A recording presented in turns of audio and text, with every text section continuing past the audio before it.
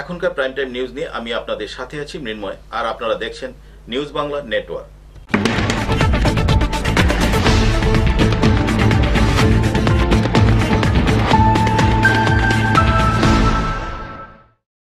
এখন খবর বিস্তারিত। ঔষধের দোকানে গিয়ে দোকানের বৈধ কাগজপত্র দেখার নাম করে 50,000 টাকা দাবি করার অভিযোগ উঠল ক্রাইম অ্যান্ড করাপশন নামে একটি এনজিওর বিরুদ্ধে। ঘটনা রাজধানীর প্রতাপগড় বাজারে। এই ঘটনায় জনতার রোষের মুখে পড়ে ওই এনজিওর সদস্যরা। রাজধানী আগরতলার প্রতাপগড় বাজারে ডাক্তারের দোকানে হানা দিতে গিয়ে জনরোষের মধ্যে পড়ে সামাজিক সংস্থা বলে দাবি করা ক্রাইম অ্যান্ড কারাপশন নামে একটি সংস্থার সদস্যরা। প্রতাপগড় বাজারে বিমলা মেডিসিন নামে একটি ঔষধের দোকানে এক ভুয়ো ডাক্তার রয়েছে, এই অভিযোগ তুলে সেই এনজিওর সদস্যরা দোকানে গিয়ে হেনস্থা করেন সেই দোকানের মালিককে। অভিযোগ, তার কাছে 50,000 টাকা দেওয়ার দাবি করা হয়, অন্যথায় সেই এনজিও নাকি তার বিরুদ্ধে ব্যবস্থা নেবে বলে হুমকি দেয়া হয় বলে অভিযোগ। এভাবে এনজিওর নাম করে দোকানে ঢুকে কাগজপত্র যাচাইয়ের নামে অর্থের দাবি এবং হেনস্থার খবর ছড়িয়ে পড়তেই ভিড় করেন এলাকাবাসী। ঘিরে ধরেন সেই ক্রাইম অ্যান্ড কারাপশন নামে সেই সংস্থার সদস্যদের। উত্তেজনা দেখা দিলে ছুটে আসে পুলিশ, পরিস্থিতি সামাল দেওয়ার চেষ্টা করে। মেডিসিনের দোকানের মালিক গোবর্ধন আচার্য বলেন, তার কাছে ব্যবসা করবার বৈধ কাগজপত্র রয়েছে, কিন্তু তারপরও এনজিওর নাম করে এ ধরনের হেনস্থায় তিনি অপমানিত বোধ করছেন। সরকারি ব্যবস্থাপনায় এই কাগজপত্র দেখবার জন্য আধিকারিকরা রয়েছেন, অথচ সেই ব্যবসায়িক প্রতিষ্ঠানে এনজিওর সদস্যরা গিয়ে এইভাবে কাগজপত্র যাচাইয়ের নামে অর্থ আদায়ের যে ব্যবসা শুরু করেছেন তা জেনেও পুলিশ নির্বিকার। আমি গভর্নমেন্টের সার্ভিস করছি, যে কাগজ সমস্যা আছে। আমি আজ এস্টিমেট কমিশনে চাকরি করছি গভর্নমেন্টের ওয়ারফিল্ডের সময় 1971-এ। সেই কাগজ আমার আছে, কিন্তু আমি ইন্ডিয়ান মেডিকেল ডক্টর হিসেবে রেজিস্ট্রেশনটা পাইনি।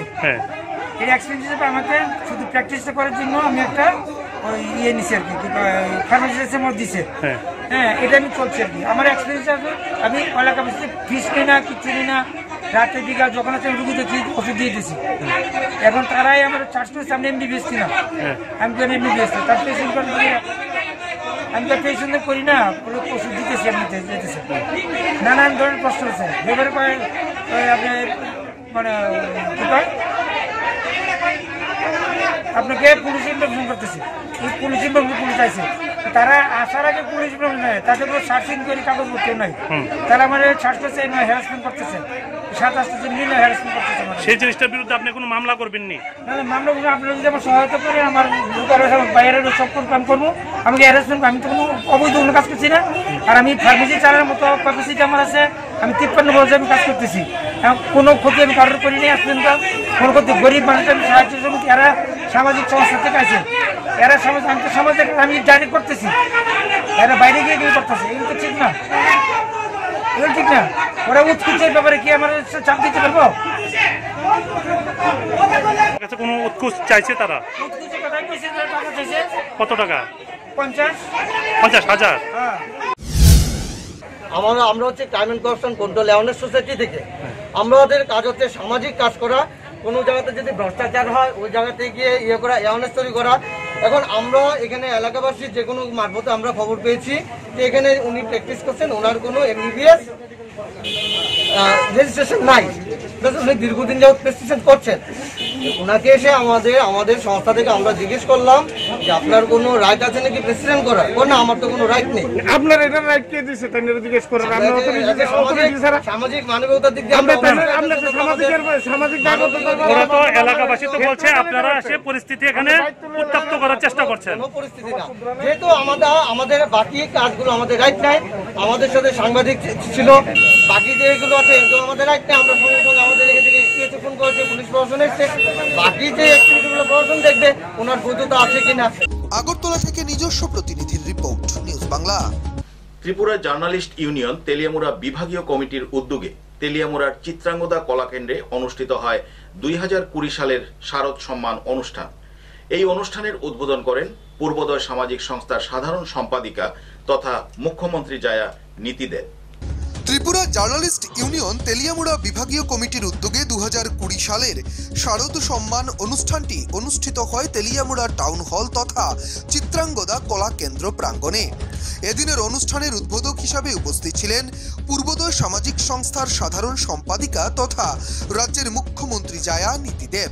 এছাড়াও অনুষ্ঠানে উপস্থিত ছিলেন রাজ্যের বিধানসভার মুখ্য সচেতক তথা বিধায়িকা কল্যাণী রায়, অল ইন্ডিয়া ইউনিয়নের সম্পাদক প্রণব সরকার। এছাড়াও এদিনের অনুষ্ঠানে উপস্থিত ছিলেন নিউজ ভ্যানগার্ড বৈদ্যুতিক সংবাদ মাধ্যমের কর্ণধার সেবক ভট্টাচার্য সহ আমন্ত্রিত অন্যান্য বিশিষ্ট অতিথিরা। এদিনের অনুষ্ঠানে তেলিয়ামুড়া মহকুমার শারদীয় পুজোর সেরা 10টি ক্লাবের মধ্যে পুরস্কার বিতরণ করা হয়। এদিনের অনুষ্ঠানে বক্তব্য রাখতে গিয়ে নীতিদেব বলেন, কলমের শক্তির উপর কোনো শক্তি নেই, কলমই জনমন গঠন করে। তাই সাংবাদিকদের গঠনমূলক চিন্তা ভাবনা প্রকৃত সমাজ গঠনে সাহায্য করে। अपनी एक जुड़ाव है, एक लगाव है बचपन से। आज भी मुझे खुद को कविता लिखना, आर्टिकल्स लिखना पसंद है, क्योंकि वो बचपन के गुण, इच्छाएं जाती नहीं हैं।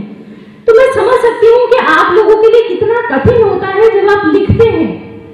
आपको सच लिखना है और ऐसा सच लिखना है जो जनता उसे मानेगी, क्योंकि आपके ऊपर अगर जनता विश्वास करती है तो यकीन मानिए एक कलम की शक्ति के ऊपर कोई शक्ति नहीं है। और आज जब इलेक्ट्रॉनिक मीडिया का टाइम है तो इस थर्ड आई के ऊपर जितना भरोसा दुनिया को है उतना भरोसा किसी और के ऊपर नहीं है। मैं अक्सर आपके सीएम साहब ने सीएम बनने से पहले कुछ इंटरव्यूज दिए थे, उनमें जिसमें उन्होंने क्लियरली बताया था कि मेरा कोई बहुत बड़ा क्रिटिसाइजर है तो वो घर पे मेरी पत्नी है। और मुझे इस बात का मलाल नहीं होता, क्योंकि यकीन मानिए मैं हमेशा ये सोचती हूँ कि जब आप क्रिटिसिज्म सुनते हैं, यानी आपके अंदर के अवगुणों को कोई आपको बता पाता है, आप सबसे भाग्यशाली व्यक्ति होते हैं। क्योंकि जब आप एक पद पे होते हैं, जब आप एक ऐसी जगह पे पहुंच जाते हैं जब लोग केवल और केवल अच्छी बात करना चाहते हैं आपसे, तो बहुत मायने रखता है कि कोई आपको बताता है कि आपके अंदर की कमी क्या है। তাছাড়া বক্তব্য রাখতে গিয়ে সাংবাদিক প্রণব সরকার বলেন, সাংবাদিকদের সকল দাবি দাওয়ার ব্যাপারে তিনি সর্বদা সাংবাদিকদের পাশে থাকবেন এবং সাংবাদিকেরা যাতে সর্বদা সত্যনিষ্ঠ সংবাদ জনসমক্ষে প্রকাশ করে তার জন্য তিনি সকলের কাছে আহ্বান রাখেন। আমি দু একজনের গায়ে দেখেছি প্রেস জ্যাকেট দেওয়া হয়েছে, আরো কিছু আপনাদের দাবি দেওয়া রয়েছে আজকে আমরা শুনতে পেয়েছি। এগুলো পূরণ করার জন্য আমরা আপনাদের সাথে থাকবো, পাশে থাকবো, কিন্তু কোনোভাবেই যাতে আপনাদের সাংবাদিকতার কাজ করতে গিয়ে নদীর কদপতন না হয়, ঠিকঠাক মতন ঠিক সংবাদ পরিবেশন করবেন, কারোর কথাতে কাউকে মেলাইন আপনারা করবেন না, কোনো তথ্য প্রমাণ ছাড়া কারোর বিরুদ্ধে আপনারা সংবাদ পরিবেশন করবেন না দয়া করে। প্রত্যেক বছর আপনারা বিভিন্ন সামাজিকমূলক অনুষ্ঠান করে থাকেন ইউনিয়নের উদ্যোগে। আপনারা আশা করব আপনারা এই ধারাবাহিকতা বজায় রাখবেন। ইউনিয়নকে আরও কীভাবে শক্তিশালী করা যায় সেই কাজ আপনারা করবেন। আমরা ইউনিয়নে যারা সদস্য আছেন, তেলিয়ামুড়া, কৈলাসহর, কল্যাণপুর, তেলিয়ামুড়া, খোয়াই, কল্যাণপুর যারা আছেন, তারা একদম সৈনিকের মতন, ইউনিয়নকে সৈনিকের মতন আপনারা কাজ করবেন। এছাড়াও উপস্থিত সকল সম্মানিত অতিথিরা গুরুত্বপূর্ণ আলোচনা করেন। তেলিয়ামুড়া থেকে নিজস্ব প্রতিনিধির রিপোর্ট, নিউজ বাংলা। অ্যাম্বুলেন্সের ধাক্কায় মৃত 2 জন এবং গুরুতর আহত 4 জন। ঘটনা পুরাতন মালদার লালগুলা রাজ্য সড়কে। গুরুতর আহতদের বর্তমানে মালদা মেডিকেল কলেজ হাসপাতালে চিকিৎসা চলছে। পশ্চিমবাংলার হবিবপুর থেকে মালদা শহরে ঢুকবার মুখে নিয়ন্ত্রণ হারিয়ে ধাক্কায় পরপর 3 জায়গায় ধাক্কা খায় অ্যাম্বুলেন্স।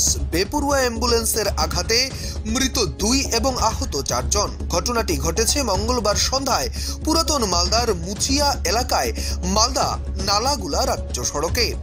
আহতদের চিকিৎসা চলছে পশ্চিমবাংলার মালদা মেডিকেল কলেজ এবং হাসপাতালে।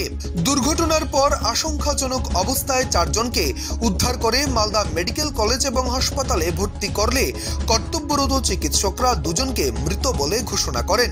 2টি মৃতদেহ উদ্ধার করে ময়না তদন্তের জন্য মর্গে পাঠিয়েছে পুলিশ। জানা গিয়েছে এদিন সন্ধ্যাবেলায় কেউ চায়ের দোকানের সামনে আড্ডা মারছিলেন, কেউ বা কাছের সাইকেলে চেপে বাড়ি যাচ্ছিলেন। এমন সময় নিয়ন্ত্রণ হারিয়ে অ্যাম্বুলেন্স ধাক্কা মারে যাত্রীবাহী অটোতে। এই দুর্ঘটনায় 2 জনের মৃত্যু হয়, 2 জনই হাসপাতালে চিকিৎসাধীন।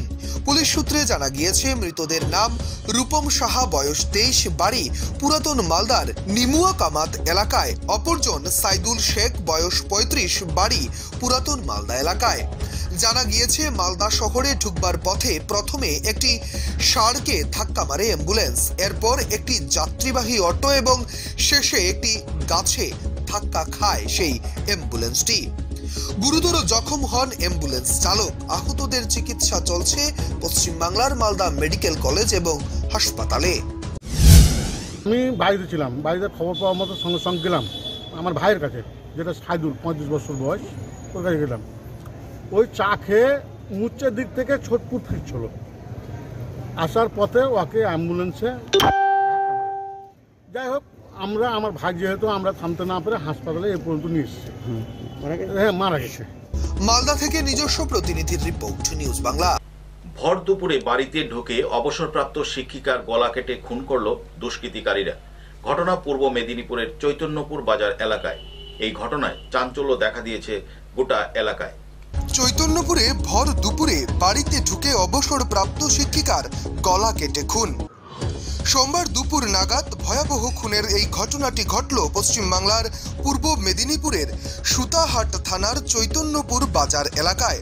অবসরপ্রাপ্ত শিক্ষিকা বয়স 68 রাসমণি দে কাঞ্জিলালকে তার বাড়ির মধ্যেই গলা কেটে খুন করা হয়েছে। খবর পেয়ে সুতাহাট থানার পুলিশ ঘটনাস্থলে পৌঁছে মৃতদেহ উদ্ধার করে। স্থানীয় সূত্রে জানা গিয়েছে মৃত রাসমণি এক সময় সুতাহাট লাবণ্য প্রভা হাই স্কুলের গণিতের শিক্ষিকা ছিলেন। গত 8 বছর আগেই তিনি স্কুল থেকে অবসর নেন। বর্তমানে তিনি চৈতন্যপুর বাজার থেকে সামান্য দূরে নিজের 3 তলা বাড়ির 2 তলায় থাকেন। বাকি ওই বিল্ডিং এ ভাড়াটিয়ারা থাকে। প্রতিবেশীরা জানিয়েছেন সোমবার দুপুর 2টো নাগাদ ওই শিক্ষিকাকে বাড়ির বাইরে এসে জিনিসপত্র গুছিয়ে নিয়ে যেতে দেখা গিয়েছে। এর কিছু সময় পরেই মহিলার বাড়ির কাজের মাসি এসে দেখেন দরজা খোলা রয়েছে, ভেতরে গলা কাটা অবস্থায় পড়ে রয়েছে শিক্ষিকার নিথর দেহ। ঘটনাটি দেখতে পেয়েই মহিলা চিৎকার শুরু করে। এরপরেই সবাই ঘটনাস্থলে ছুটে যায়। পরে সুতাহাট থানার পুলিশ আসে ঘটনাস্থলে। স্থানীয় বাসিন্দা সুদীপ কুমার হুতাই জানিয়েছেন মহিলার 2 ছেলে কর্মসূত্রে বাইরে থাকে। ওই মহিলা একাই বাড়িতে থাকতেন। মাত্র ঘন্টাখানেক আগেই তিনি বাড়ি ফিরেছিলেন। কাজের মেয়ে এসে ডাকাডাকি করেও কোনো সাড়া পায়নি। এরপর উপরে গিয়ে মহিলাকে গলা কাটা অবস্থায় দেখে চিৎকার শুরু করে, কিন্তু কি কারণে এমন নৃশংস খুন তা পরিষ্কার নয়। ঘটনাটি তদন্ত করে দেখা হচ্ছে বলে জানিয়েছেন সুতারহাট থানার পুলিশ। দিদিমণি ইনি একাই থাকেন। এই বিশাল বাড়িটা মোটামুটি সব ভাড়ায় থাকে, ছেলেরা কেউ এখানে থাকেন না। ওনার 2 ছেলে, ছোটন এবং ডেভিড, একজন কলকাতায়, আপাতত একজন খড়গপুর থেকে ফিরছেন। আমরাও অবাক হয়ে যাচ্ছি, কারণ কিছুক্ষণ আগে উনি 1 ঘন্টা আগে ফিরেছেন। এই ঘটনাটা ঘটার 1 ঘন্টা আগেই ফিরেছেন। অনেকে দেখেছেন বাইরে গম মেলা ছিল, তারপরে ছোলা মেলা ছিল। গমটা কিছুক্ষণ আগে তুলে এনেছেন, ছোলাটা দেখলাম বাইরেই পড়ে আছে। আমরা বুঝতে পারছি না কোথা থেকে কি হলো। আমাদের থানা থেকে এসছেন, ওনারা এখন ইনভেস্টিগেশন করবেন। পূর্ব মেদিনীপুর থেকে প্রসেনজিৎ রায়ের রিপোর্ট, নিউজ বাংলা। কলেজে ভর্তি সংক্রান্ত পুরনো বিবাদের জেরে ছাত্র পরিষদ নেতাকে মারধরের অভিযোগ উঠল তৃণমূল নেতার বিরুদ্ধে। ঘটনা মালদার চাচলে, যদিও এই অভিযোগ অস্বীকার করেছে তৃণমূল কংগ্রেস। ছাত্র পরিষদ নেতাকে মারধরের অভিযোগ তৃণমূল ছাত্র নেতার বিরুদ্ধে। অভিযোগ অস্বীকার তৃণমূল কংগ্রেসের। ছাত্র পরিষদ এবং তৃণমূল ছাত্র পরিষদের বিবাদ একে অন্যের ঘাড়ে দোষ চাপাচ্ছে। ঘটনার জেরে আহত 2 ছাত্র নেতা। কলেজ ভর্তি সংক্রান্ত পুরনো বিবাদের জেরে ছাত্র পরিষদ নেতার উপর হামলার অভিযোগ টিএমসিপি নেতার বিরুদ্ধে। পাল্টা হামলার অভিযোগ তৃণমূল ছাত্র পরিষদের। গ্রাম্য বিবাদের জেরে ঘটনার দাবি জেলা তৃণমূল নেতৃত্বের। ঘটনা ঘিরে চাঞ্চল্য পশ্চিম বাংলার মালদার চাচলের বীরস্থল এলাকায়। উভয় পক্ষই থানায় লিখিত অভিযোগ দায়ের করে। ঘটনার তদন্তে চাচল থানার পুলিশ।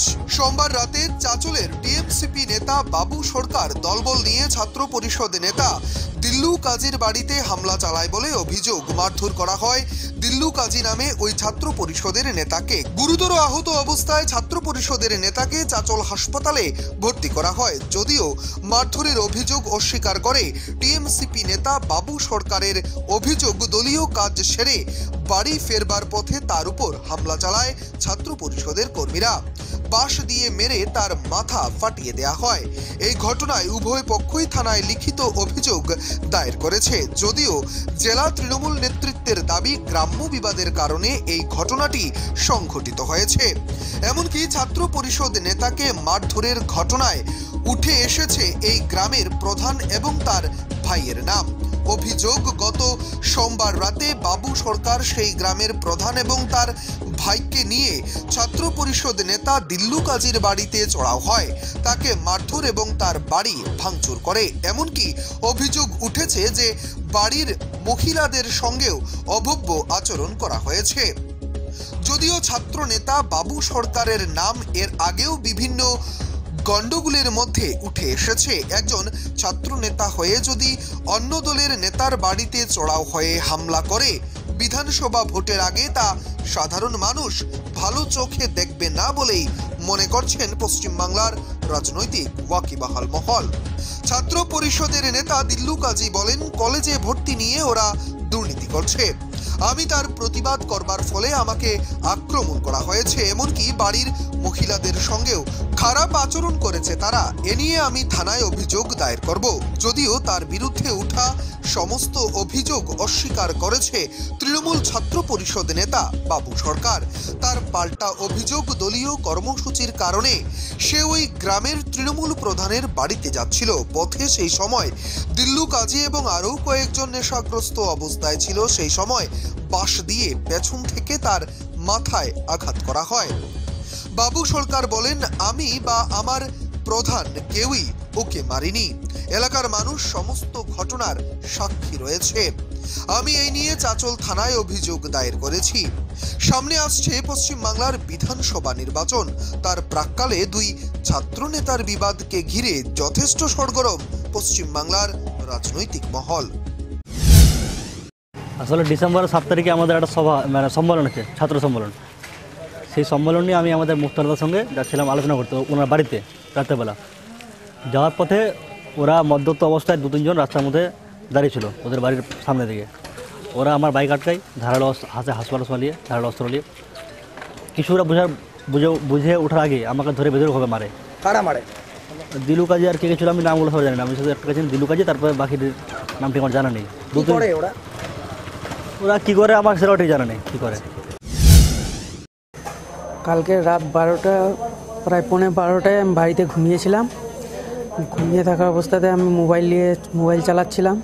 তখন বাবু সরকার আমাকে মোবাইলে কমেন্টে মেসেঞ্জারে ফোন করে আর আমাকে থ্রেট দেয়। থ্রেট দিতে দিতে ডাইরেক্ট একটু পরেই একদম বাড়িতে চলে আসে।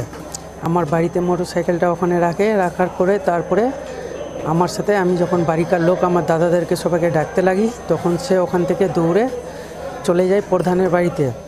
ওখানে প্রধানের বাড়িতে গিয়ে ওদের সবাইকে নিয়ে এসে ওরা 5 ভাই আর ওই বাড়িতে আমার ঢুকে বাড়ি ঘর সব ভাঙচুর। আর ওর ভাইরা আমাকে খুব করেছে, মেরেছে। আর আমার বাড়িতে আমি একাই ছেলে, আমার বউ আর আমার দিদি ছিল। ওদের সাথে মিসবিহেভ আর জিনিসপত্র সব কিছু ভেঙে টেঙে চুরমার করে দিয়েছে। মালদা থেকে নিজস্ব প্রতিনিধির রিপোর্ট, নিউজ বাংলা। বাবার বাড়ি থেকে টাকা না নিয়ে আসায় এক গৃহবধূকে মারধর করার অভিযোগ উঠল শ্বশুরবাড়ির লোকদের বিরুদ্ধে। ঘটনা মালদার ইংরেজবাজার থানার যদুপুর এলাকায়। শ্বশুরবাড়ির কথা মতো বাপের বাড়ি থেকে টাকা পয়সা না নিয়ে আসায় এক গৃহবধূকে মারধর করবার অভিযোগ উঠল। অসহায় গৃহবধূ আজ মুখ্যবধূর স্বামীকে নিয়ে পশ্চিমবাংলার ইংরেজবাজার থানা পুলিশের দ্বারস্থ হয়েছে। ঘটনাটি ঘটেছে পশ্চিমবাংলার ইংরেজবাজার থানার যদুপুর এলাকায়। পুরো ঘটনার তদন্ত শুরু করেছে পুলিশ। জানা গিয়েছে আক্রান্ত গৃহবধূর নাম সাকেনুর বিবি। সুজাপুরের ব্রাক্ষাপুরের বাসিন্দা সামিনুল শেখের সঙ্গে যদুপুর এলাকার বাসিন্দা ওই গৃহবধূর বিয়ে হয়েছিল। অভিযোগ বিয়ের পর থেকেই বাপের বাড়ি থেকে টাকা পয়সা নিয়ে আসবার জন্য চাপ দিত ওই গৃহবধূর শাশুড়ি লাজিনা বিবি এবং দেওর আব্দুল শেখ এবং যা রুমা বিবি। সোমবার রাতে ছাগলে সবজি খেয়ে নেয়া এবং আবারও বাপের বাড়ি থেকে টাকা নিয়ে আসবার জন্য বচসা বাঁধে তাদের মধ্যে। অভিযোগ এরপরই বাঁশ লাঠি দিয়ে মারধর করা হয় ওই গৃহবধূকে। মঙ্গলবার ওই গৃহবধূ তার মুখ্যবধূর স্বামীকে নিয়ে পশ্চিমবাংলার ইংরেজবাজার থানায় পুলিশের দ্বারস্থ হয়েছে। আমার জন্য কি এর আগে আমার মামা আর মারা এর আগে জমি বিক্রি করে মালের টাকা দিয়েছিল, আমাকে থামকে টাকাগুলো দিল না, দিয়ে আজকে আমি যে টাকা যা চাইছি আমাকে আমার মারছে কি বাদ দিব না, তুমি নিয়ে আসো, তোমার স্বামী থাকতে পারে না, তুমি নিয়ে আসো। আপনাকে কি টাকা পয়সা চাপ দিত প্রতিনিয়ত? হ্যাঁ দিত। কি বলতো? বলতো নিয়ে আসো, তোমার স্বামী খাইতে পারে না, তুমি নিয়ে আসো, তোমার জন্য কি দিব, তোমার ছেলে পিলের কিছু জামা কাপড় কিছু দিব না, এরকম ভাবে আমাকে বলে। আমার বাবা মা খাইতে পারে না, আমি কিভাবে নিয়ে আসবো? মালদা থেকে নিজস্ব প্রতিনিধির রিপোর্ট, নিউজ বাংলা। মহকুমা শাসকের অভিযানে 4 জন সরকারি শিক্ষককে প্রাইভেট টিউশন করার প্রমাণ পাওয়ার পর ওই শিক্ষকদের টিউশনি করার অনুমতি দেওয়ার জন্য মহকুমা শাসকের কাছে ডেপুটেশন প্রদান করল ছাত্রছাত্রীরা। ঘটনা সোনামুড়ার। এদিকে সচেতন মহল চাইছেন ওই শিক্ষকদের বিরুদ্ধে প্রশাসন যেন ব্যবস্থা গ্রহণ করে। সরকারি শিক্ষকরা করতে পারবে না প্রাইভেট টিউশন, কিন্তু সোনামুড়ায় অনেক সরকারি শিক্ষকরা রয়েছেন যারা প্রাইভেট টিউশন করছেন। গত 30 নভেম্বর 2020 সোনামুড়া মহকুমা শাসকের অভিযানে সত্যতা প্রকাশে আসে 4 শিক্ষকের নাম, যারা বিভিন্ন শিক্ষা প্রতিষ্ঠানে শিক্ষক হিসেবে কর্মরত রয়েছেন। কিন্তু এই অভিযানের ফলে বিপাকে পড়েছেন মাধ্যমিক এবং উচ্চ মাধ্যমিক ফাইনাল পরীক্ষার ছাত্রছাত্রীরা, কারণ তারা অনেকেই এই শিক্ষকগুলোর কাছে টিউশন করতেন। তাই আজ ছাত্রছাত্রীদের এক প্রতিনিধি দল সোনামুড়া মহকুমা শাসকের কাছে ডেপুটেশন প্রদান করে। মহকুমা শাসকের কাছে বলা হয়, তারা যদি এই অবস্থায় টিউশন করতে না পারে তাহলে তাদের শিক্ষার ক্ষতি হয়ে যাবে। কিন্তু মহকুমা শাসকের অভিযানের পর এই খবর সংবাদ মাধ্যমে প্রকাশ করায় তার সংবাদ মাধ্যমকে বিভিন্ন ভাষায় গালিগালাজ করে, এমনকি কল করে সাংবাদিককে ভিডিও ডিলিট করবার জন্য হুমকি পর্যন্ত দেয়। তবে সচেতন মহলের অভিযোগ যে শিক্ষকরা অবৈধভাবে প্রাইভেট টিউশন চালিয়ে গিয়েছে, তাদের বিরুদ্ধে কি ব্যবস্থা গ্রহণ করবে প্রশাসন? কারণ নির্দিষ্ট কর্মসংস্থানে না গিয়ে অনেক দিন ধরেই বিদ্যালয় পরিদর্শকের নাকের ডগায় অবৈধভাবে টিউশন চালিয়ে যাচ্ছে তারা। যেখানে করোনা মহামারীর জন্য স্বাস্থ্য দপ্তর থেকে স্কুল খুলবার অনুমতি দেয়নি, সেখানে সামাজিক দূরত্ব এবং কোভিড নির্দেশিকা না মেনেই প্রাইভেট টিউশন চালিয়ে যাচ্ছে এই সকল শিক্ষকরা। সোনামুড়ার সমস্ত স্টুডেন্টদের নিয়ে আজকে আমাদের ডেপুটেশন আমরা সম্মিলিত হয়েছি। সোনামুড়ার সমস্ত ছাত্রছাত্রীরা, কারণ আপনারা অবগত আছেন যে কিছুদিন আগে আমাদের 4 জন স্যার টিউশন সেন্টারে গিয়ে এসডিএম অফিস থেকে অ্যাকশন নিয়েছে বা তাদের শোকজ দিয়েছে। তার পরিপ্রেক্ষিতে আজকে আমরা আমাদের একটা প্রতিনিধি দল স্যারের সাথে দেখা করি এবং ওনাকে আমাদের দাবি সনদ তুলে দিই। বেসিক্যালি সরকারের যে ইয়েগুলি আছে, নির্দেশিকাগুলি রয়েছে বা কোর্টের যে নির্দেশিকাগুলি রয়েছে, সেক্ষেত্রে সেটাতে অবশ্যই আমাদের মান্যতা দিতে হবে। তা স্টুডেন্টদের এটাই বলা যে আইনের ঊর্ধ্বে আমরা কেউ নই, আইন মোতাবেক আমাদের চলতে হবে। নিশ্চয়ই ভালো রেজাল্ট করার জন্য সাবস্টিটিউট আমাদের ব্যবস্থা নিতে হবে, অনলাইন পদ্ধতি রয়েছে, অনলাইনে যেতে হবে। ইন এডিশন আমাদের বাইরে কোচিং সিস্টেম আছে অনলাইনে, সেটারও সাহায্য নেওয়া যেতে পারে। ওই টিচার যদি ফ্রি অফ কস্টে উনি যদি কোথাও করান, কোনো স্কুলে এডিশনাল ক্লাস করান, সেটার সহায়তা উনি নিতে পারেন। সোনামুড়া থেকে মোহাম্মদ মামুনের রিপোর্ট, নিউজ বাংলা। সীমান্তরক্ষী বাহিনীর সেপেঞ্জুরি 166 নং ব্যাটালিয়নের উদ্যোগে পালিত হল প্রতিষ্ঠা দিবস। এই উপলক্ষে বিনামূল্যে স্বাস্থ্য শিবির ও রক্তদান শিবিরের আয়োজন করা হয়। প্রতি বছরের মতো এবারও প্রতিষ্ঠা দিবস উদযাপন করল সীমান্তরক্ষী বাহিনীর সেপেঞ্জুরি ক্যাম্পের 166 নম্বর ব্যাটালিয়নের জওয়ানরা। নব্য কোম্পানি অফিসার কুলবন্ত রায় শর্মার আগমনে এদিনের এই প্রতিষ্ঠা দিবসের অনুষ্ঠানকে ঘিরে ব্যাপক উৎসাহ উদ্দীপনা লক্ষ্য করা যায় জওয়ানদের মধ্যে। প্রতিষ্ঠা দিবস উপলক্ষে জওয়ানরা বিভিন্ন সামাজিক কর্মসূচিও হাতে নিয়ে থাকেন প্রতি বছরও। এবারও তার ব্যতিক্রম হয়নি। বিনামূল্যে স্বাস্থ্য শিবির, রক্তদান, দরিদ্র শিশুদের বই, খাতা, কলম, শীতবস্ত্র বিতরণ করা এই অনুষ্ঠানের অঙ্গ ছিল। তাছাড়া এই অনুষ্ঠানে তাদের পরিবারের সদস্যরাও মনোরঞ্জনের জন্য উপস্থিত ছিলেন। জওয়ানরা নাচ গানের মধ্য দিয়ে দিনটি পালন করে থাকে। আজও তার ব্যতিক্রম হয়নি। বিএসএফ জওয়ান ছাড়াও পার্শ্ববর্তী বিভিন্ন থানার OC, assistant commandant SK Shukla সহ বিশিষ্ট জনেরা উপস্থিত ছিলেন এই অনুষ্ঠানে। 1 दिसंबर 1965 को हुई थी और आज सीमा सुरक्षा बल देश की सेवा में तत्पर रहते हुए अपना 56वां स्थापना दिवस मना रहा है और इसी उपलक्ष्य में ये सब आयोजन किया गया था। कितने बजे शुरू हुआ था और कितने बजे ख़त्म हुआ है ये? असल में स्थापना दिवस मनाते हुए हम सभी को सहभागी करते हैं, तो उसमें जो बॉर्डर के ऊपर हमारे जवान हैं वो अपने कार्यक्रम कर रहे हैं, हम बटालियन हेडक्वार्टर में हम अपने कार्यक्रम कर रहे हैं और ये कार्यक्रम लगभग दो से 3 दिन चलेंगे। दोनों ही तरह की है। सीमा सुरक्षा बल आपने देखा होगा कि क्योंकि हम एक सशस्त्र बल हैं तो हम लॉ एंड ऑर्डर सिचुएशन में, नेशनल डिजास्टर के इसमें जब भी कोई ऐसा आपदा आती है तब, जैसे पीछे कोविड हुआ है, उसके अंदर हमारे कार्मिक, हमारी वाहिनियां बढ़ चढ़ करके लोगों का सहयोग करती रही हैं, उनकी हेल्प करती रही हैं। Bureau report, news Bangla. বিজেপির গ্রাম পঞ্চায়েত প্রধানের বিরুদ্ধে অনাস্থা প্রস্তাব আনল নিজ দলের পঞ্চায়েত সদস্যরা। ঘটনা ঊনকোটি জেলার কৈলাসহর মহকুমার গৌরনগর গ্রাম পঞ্চায়েতের। ঊনকোটি জেলার কৈলাসহর মহকুমার অধীনে 9 আসন বিশিষ্ট গৌরনগর গ্রাম পঞ্চায়েতে 7 জন বিজেপি দলের সদস্য এবং 2 জন কংগ্রেস দলের সদস্য। পঞ্চায়েতের প্রধান হলেন দুলন চাপা সেন এবং উপপ্রধান হলেন বিপুল দেবনাথ। 2019 সালে গ্রাম পঞ্চায়েতের ভোটে বিজেপি দলের অধীনে পঞ্চায়েত গঠন হওয়ার পর পঞ্চায়েত সদস্যরা শপথ গ্রহণ করার দিন থেকেই পঞ্চায়েতের প্রধানের বিরুদ্ধে ছিলেন স্বদলীয় 5 জন সদস্য। অবশেষে গত প্রায় 1 মাস পূর্বে পঞ্চায়েতের সদস্যরা জেলা পঞ্চায়েত অফিসারের নিকট প্রধানের বিরুদ্ধে অনাস্থা প্রস্তাব আনেন। এর ফলে গত 1 মাস যাবৎ পঞ্চায়েতে কোনো ধরনের উন্নয়নমূলক কাজ হচ্ছে না। এ ব্যাপারে বিদ্রোহী পঞ্চায়েত সদস্যরা প্রকাশ্যে কিংবা সংবাদ প্রতিনিধিদের সামনে কিছুই বলতে চাইছেন না।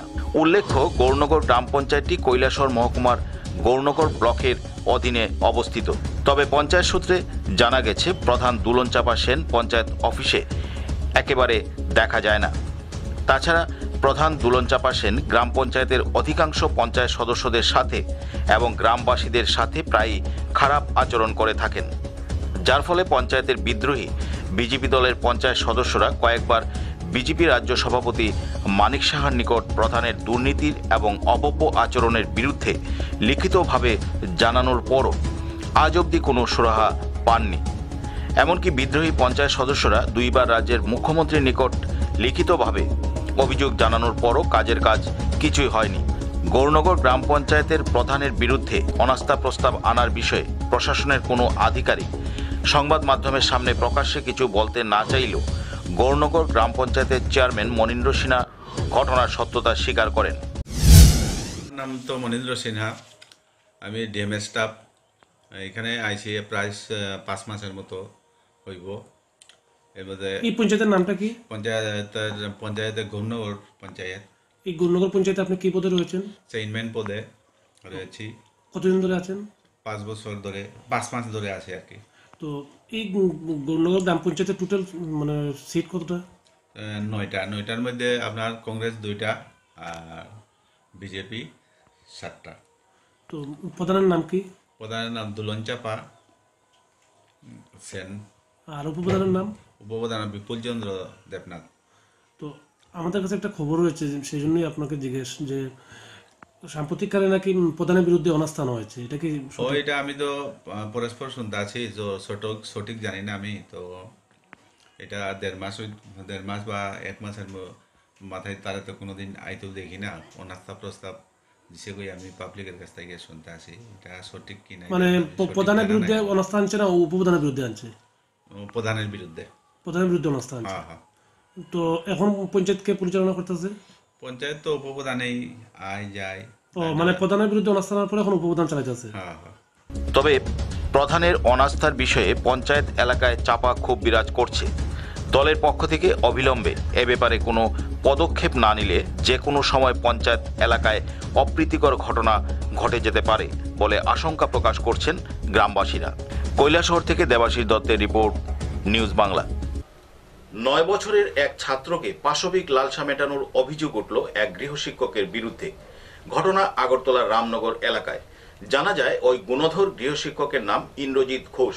তার বিরুদ্ধে রামনগর পুলিশ ফাঁড়িতে মামলা দায়ের করেছে ওই ছাত্রের পরিবার। শিক্ষক মহলকে আবারও কলঙ্কিত করল এক গৃহশিক্ষক। ওই গৃহশিক্ষকের নাম ইন্দ্রজিৎ ঘোষ, বাড়ি রামনগর 8 নং এলাকায়। গত মাসের 13 তারিখ সে 9 বছরের এক ছাত্রের উপর পাশবিক অত্যাচার চালায়। এমনই অভিযোগ জানিয়ে রামনগর পুলিশ ফাঁড়িতে অভিযোগ জানিয়ে এফআইআর করেন ওই ছাত্রের পরিবার। ঘটনাটি ঘটার পর এলাকার ক্লাবের মাধ্যমে মীমাংসা করার চেষ্টা করা হয়েছিল বলে জানিয়েছেন চাইল্ড লাইনের এক কর্মকর্তা। পরবর্তীতে কোনো সুরাহা না হওয়ায় এবং ওই ছাত্রটি অসুস্থ হয়ে পড়ায় চাইল্ড লাইনের সহায়তায় ইন্দ্রজিৎ ঘোষের বিরুদ্ধে এফআইআর করা হয়। যে একটা বাচ্চা সেক্সুয়ালি হ্যারাস হয়েছে গত 13 তারিখে, তারপর কমপ্লেন পাওয়ার পর আমরা 27 তারিখে 1098-এ আমরা একটা কমপ্লেন পাই। কমপ্লেন পাওয়ার পর ওর বাড়িতে ভিজিট করি, কিন্তু ওর মা এতদিন যাবৎ যে নিজেদের মধ্যে হয়তো বা পাড়ায় জানিয়েছে, ক্লাবে জানিয়েছে, নিজেদের মধ্যে কেস না করে মীমাংসা করে নেবে, বা ওর শারীরিক কন্ডিশনও বেশি একটা ভালো ছিল না, তার জন্য কোনো কেস করেনি। কিন্তু গতকালকে আমরা ওনাকে সাহায্য করি যে উনি যাতে একটা এফআইআর ফাইল করে। তারপর গতকালকে রামনগর আউটপোস্টে একটা এফআইআর করা হয়। ও 9 বছরের একটা বাচ্চা প্রাইভেট টিউটারের কাছে পড়তো গত 3 মাস যাবৎ।